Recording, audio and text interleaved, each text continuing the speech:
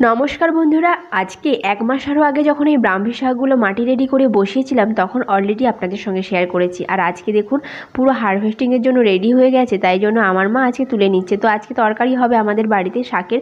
এই শাক পুরো ভেষজ গুণ সম্পন্ন, স্মৃতিশক্তি বাড়াতে সাহায্য করে, রক্তচাপ কমাতে সাহায্য করে। তাছাড়াও যাদের গায়ে হাতে ব্যথা অনুভব হয় তারাও কিন্তু এই শাকের রস করে খেতে পারেন।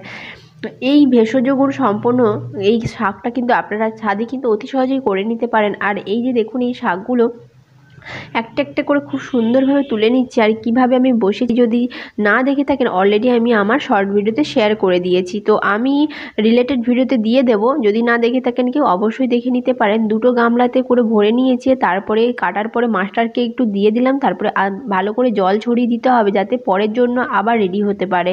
তো আমার মা এই কাজটাই করলো, মাস্টারকে দিয়ে একটু জল ছড়িয়ে দিল। আজকে তবে এই পর্যন্ত, দেখা হচ্ছে পরের ভিডিওতে। By friend.